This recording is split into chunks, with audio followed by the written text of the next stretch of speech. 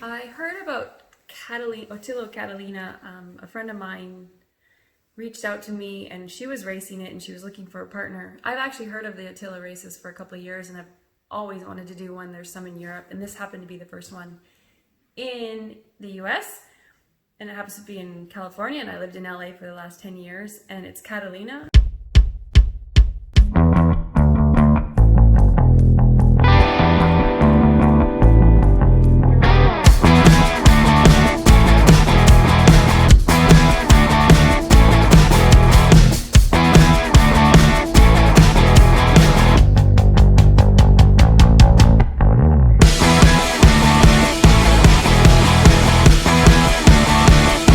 Intrigued me the most about Otillo is after 10 years of racing professionally in triathlon, I've been looking for something that's a little more adventurous and a little unique, but along the same lines of what I already do.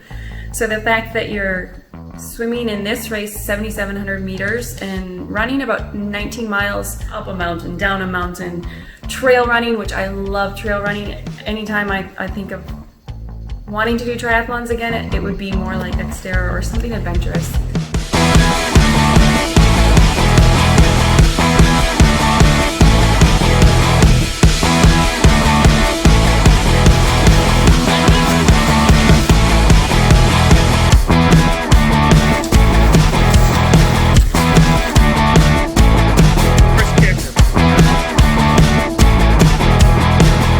So the funny thing about the Otillo races is the people that created it, because you're going from running to swimming, you actually wear your running shoes, which was a new thing for me, while you're swimming.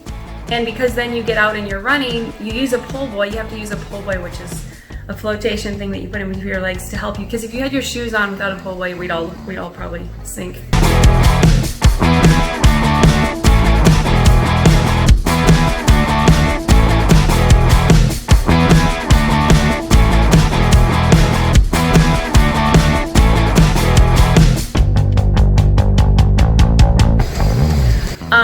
And then paddles, which I've never raced before with paddles or pull buoy or running shoes.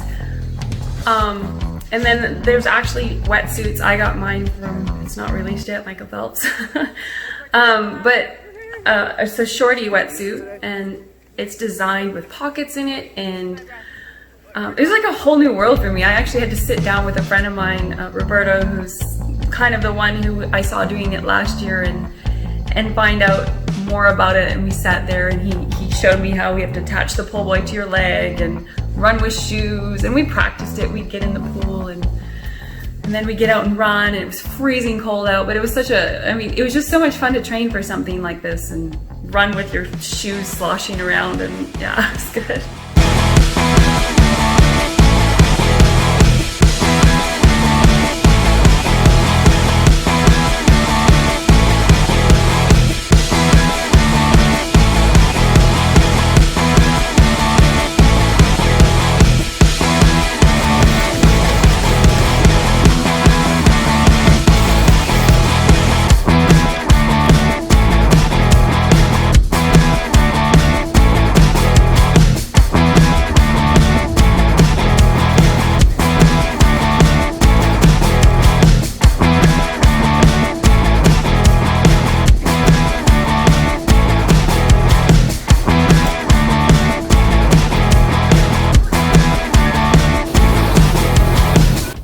The conditions of Otillo Catalina, it was a beautiful morning and we had the sun shining.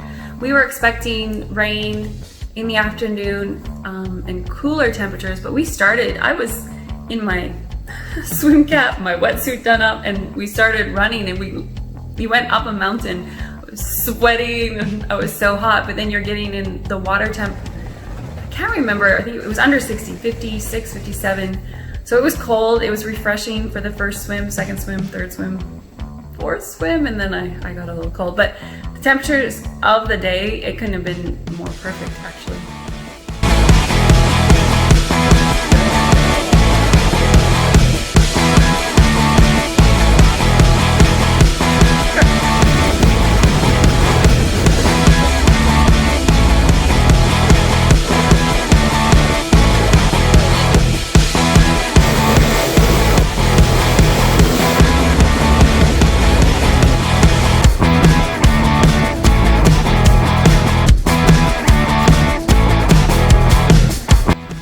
I think the uniqueness about this race is that you're racing it with a partner and you actually have to stay 10 feet together the whole time. When you're swimming, we're actually tethered together. You don't have to be tethered together, but it makes it easier so that you're not swimming, stopping to look around, make sure your partner's with you. We were actually tied together.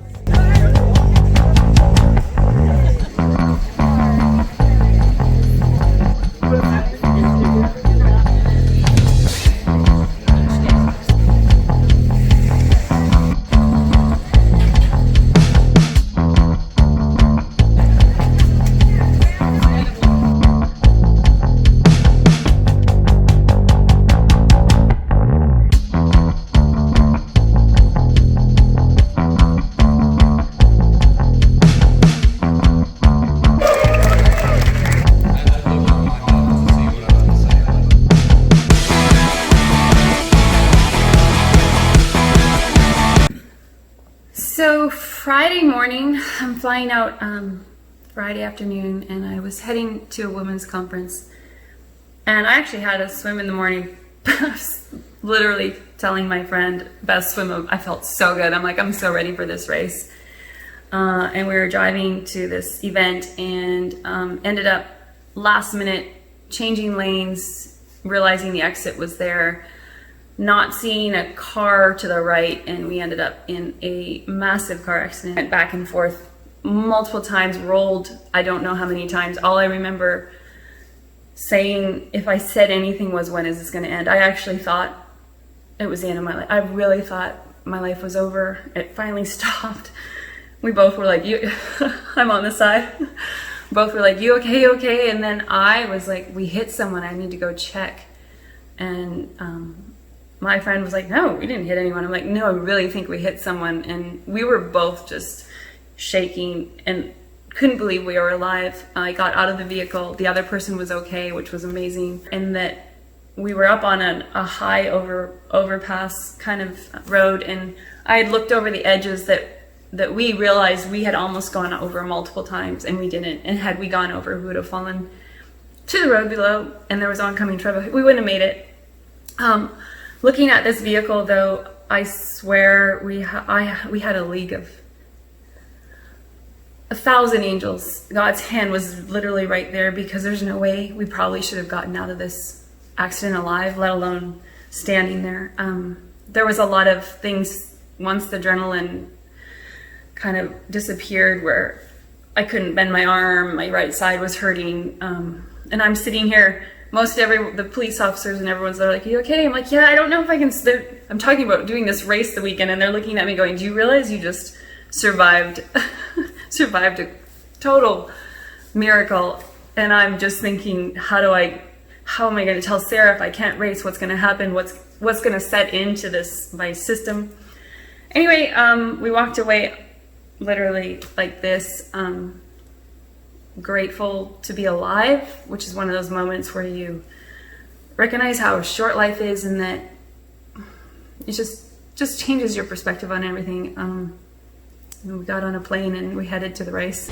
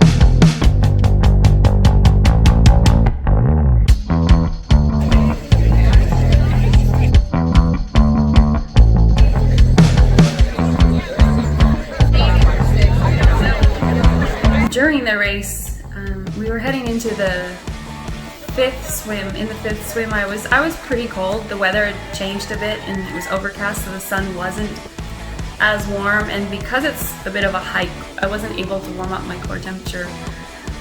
There was a really long swim. It might have been the 1,700 meter swim. And we got in the water, and within minutes, I was shaking so hard. My whole body was shaking, and I knew I was getting hypothermic if I already wasn't, and I was really struggling. I kept stopping. My partner Sarah was like, "Are you okay?" And I'm like, I just was starting to not panic, but I'm like, I was trying to figure out how to get out of the water. I was so cold, and she recognized that I was struggling, so she just started swimming, and now she's taking over, and I'm kind of just following her lead, because at that point I wasn't thinking straight. I was just, all I could feel is I was just shaking so bad, and I just wanted out of the water.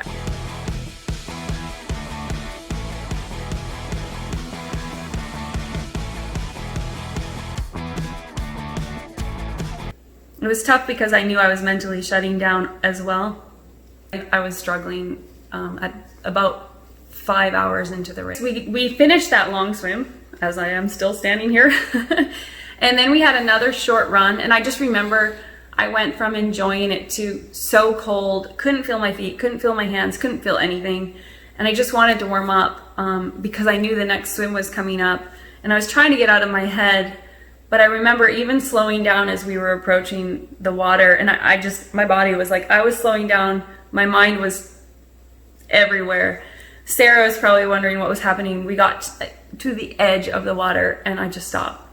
And I broke down because I have a partner that I wanted to, I came all the way for, and I broke down, and I just was like, Sarah, I can't. I'm literally hypothermic. The person at the side, at the aid station, she looked at me and she's like, it's okay if you want to stop. And stopping is not really an option usually, but I was shaking so much, and I knew if I finished this 800 meter swim, there was another 1,400 after, and I already knew, like, I just couldn't do it. I was actually more concerned for my safety at that point, because I was that cold. I was that cold that I was starting to not function properly. Yeah, it was tough. I remember crying. I broke down because I didn't want to let her down. That's the hard part about a partner race. If you're by yourself, you're like, yeah, well, just sign up for the next one. So I had to sit there and look at her and make sure she was okay. And she was awesome because she knew that I rallied hard to even get to the race. So she was totally fine. I think she's still fine. I promised her I'd take her to another race in the Caribbean, the Bahamas, somewhere warm.